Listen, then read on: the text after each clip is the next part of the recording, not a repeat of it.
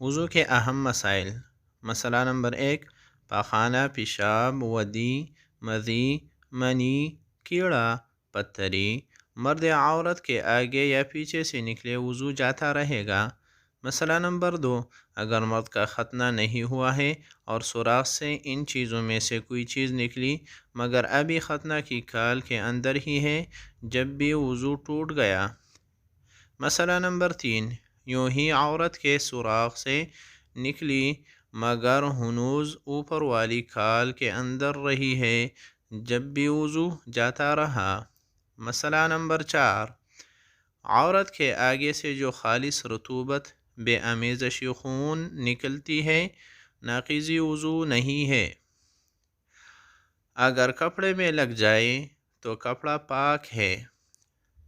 مسئلہ نمبر 5، مرد یا عورت کے پیچھے سے ہوا خارج ہوئی، وضو جاتا رہا گا۔ مسئلہ نمبر 6، مرد یا عورت کے آگے سے ہوا نکلی یا پیٹ میں ایسا زخم ہو گیا کہ جلد تک پہنچا، اس سے ہوا نکلی تو وضو نہیں جائے گا۔ مسئلہ نمبر 7، عورت کے دونوں مقام پردہ پٹ کر ایک ہو گئے، اسے جب ریح آئے، احتیاط یہ ہے کہ وضو کرے، اگرچہ یہ احتمال ہو کہ آگے سے نکلی ہوگی۔ مسئلہ نمبر 8، اگر مرد نے پیشاب کے سوراخ میں کوئی چیز ڈالی پھر وہ اس میں سے لوٹ آئی تو وضو نہیں جائے گا۔ مسئلہ نمبر 9، حقنہ لیا اور دوا باہر آ گئی یا کوئی چیز پاخانہ کے مقام میں ڈالی اور باہر نکل آئی، وضو ٹوٹ گیا۔ مسئلہ نمبر 10، مرد نے سوراخی ذکر میں روئی رکھی اور وہ اوپر سے خشک ہے مگر جب نکالی تو تر نکلی تو نکالتے ہی وضو ٹوٹ گیا۔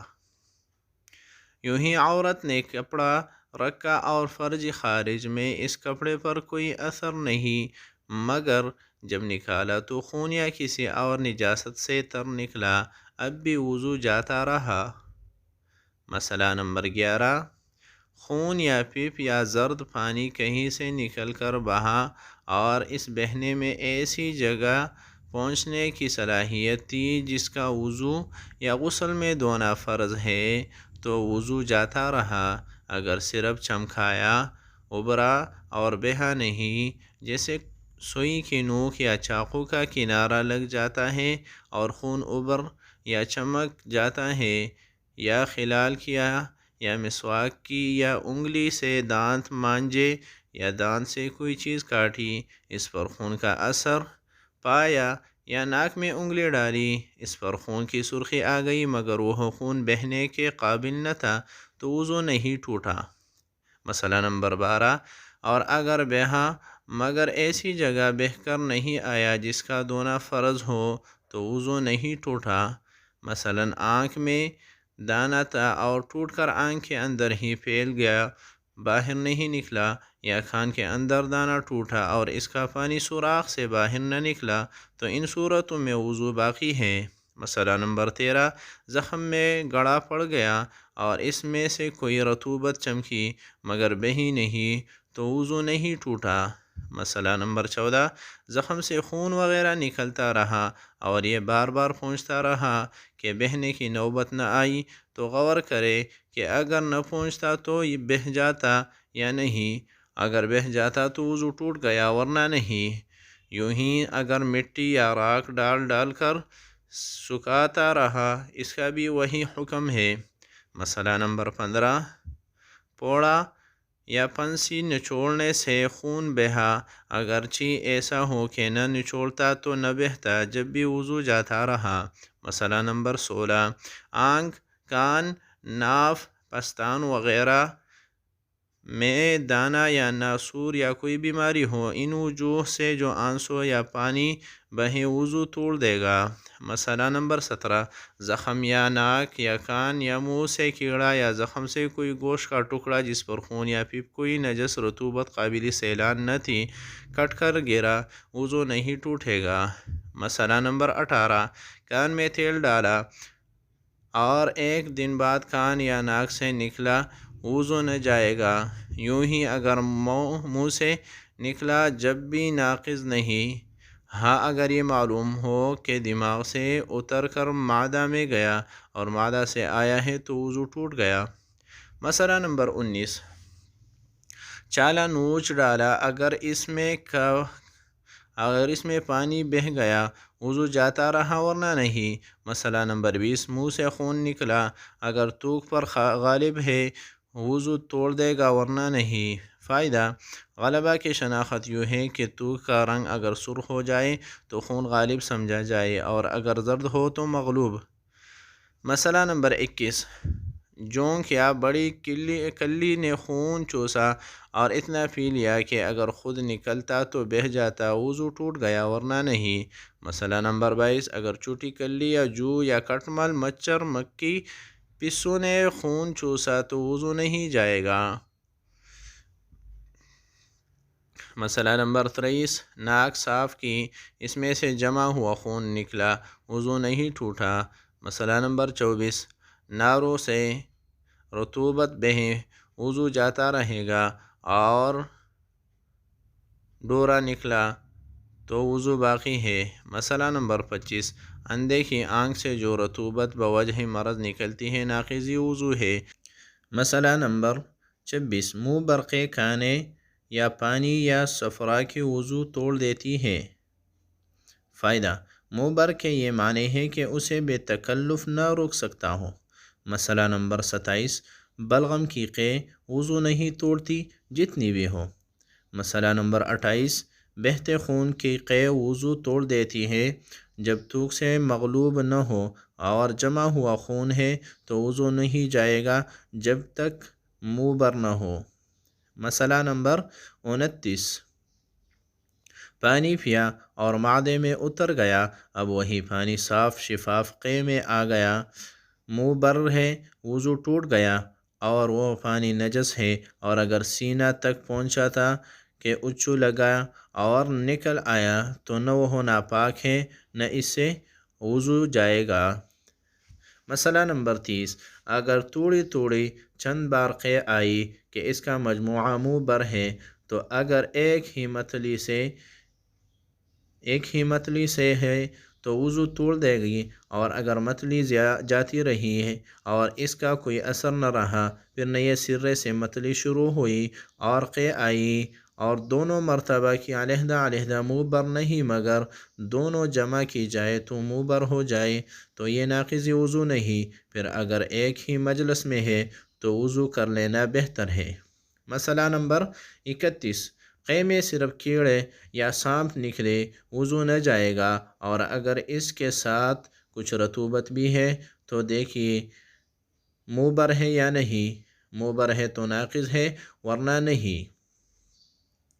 مسئلہ نمبر 32، سو جانے سے وضو جاتا رہتا ہے بشرطیکہ کہ دونوں سرین خوب نہ جمیں اور نہ ایسی ہیئت پر سویا ہو جو غافل ہو کر نیند آنے کو مانع ہو، مثلاً اکڑو بیٹھ کر سویا یا چھت یا پٹ یا کروٹ پر لیٹ کر یا ایک کوہنی پر تکیہ لگا کر یا بیٹھ کر سویا، مگر ایک کروٹ کو جھکا ہوا کہ ایک یا دونوں سرین اٹھے ہوئے ہے یا ننگی پیٹھ پر سوار ہے اور جانور ڈال میں اتر رہا ہے، یا دو زانو بیٹھا اور پیٹھ رانوں پر رکھا کہ دونوں سرین جمع نہ رہے، یا چار زانو ہے اور سر رانوں پر یا پنڈلیوں پر ہے، یا جس طرح عورتیں سجدہ کرتی ہیں اسی ہیئت پر سو گیا، ان سب صورتوں میں وضو جاتا رہا، اور اگر نماز میں ان صورتوں میں سے کسی صورت پر قصداً سویا تو وضو بھی گیا،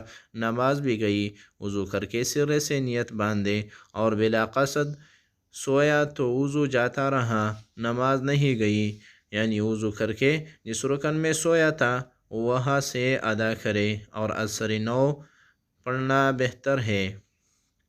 مسئلہ نمبر 33، دونوں سرین زمین یا کرسی یا بینچ پر ہے اور دونوں پاؤں ایک طرف پھیلے ہوئے، یا دونوں سرین پر بیٹھا ہے اور گھٹنے کڑے ہیں اور ہاتھ پنڈلیوں پر محیط ہو، خواہ زمین پر ہو دو زانوں سیدھا بیٹھا ہو یا چار زانوں پالتی مارے یا زین پر سوار ہو یا ننگی پیٹھ پر سوار ہے مگر جانور چڑھائی پر چڑھ رہا ہے یا راستہ ہموار ہے یا کھڑے کھڑے سو گیا یا رکوع کی صورت یا مردوں کے سجدہ مسنونہ کی شکل پر، تو ان سب صورتوں میں وضو نہیں جائے گا، اور نماز میں اگر یہ صورتیں پیش آئے تو نہ وضو جائے نہ نماز۔ ہاں اگر پورا رکن سوتے ہی میں ادا کیا تو اس کا اعادہ ضروری ہے، اور اگر جاگتے میں شروع کیا پھر سو گیا تو اگر جاگتے میں بقدر کفایت ادا کر چکا ہے تو وہی کافی ہے، ورنہ پورا کر لے۔ مسئلہ نمبر 34، اگر اس شکل پر سویا جس میں وضو نہیں جاتا اور نیند کے اندر وہ ہیئت پیدا مرتبہ نیند کا غلبہ ہوتا ہے اور یہ دفع کرنا چاہتا ہے، تو بعض وقت ایسا غافل ہو جاتا ہے کہ اس وقت جو باتیں ہوئے ان کے اسے بالکل خبر نہیں، بلکہ دو تین آواز میں آنکھ کھلی اور اپنے خیال میں یہ سمجھتا ہے کہ سویا نہ تھا، اس خیال کا اعتبار نہیں۔ اگر معتبر شخص کہے کہ تو غافل تھا، پکارا جواب نہ دیا، یا باتیں پوچھی جائے اور وہ نہ بتا سکے تو اس پر وضو لازم ہے۔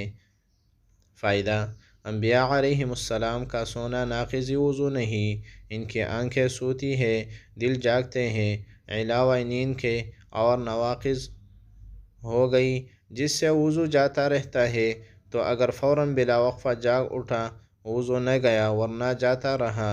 مسئلہ نمبر 35، گرم تنور کے کنارے پاؤں لٹکائے بیٹھ کر سو گیا تو وضو کر لینا مناسب ہے۔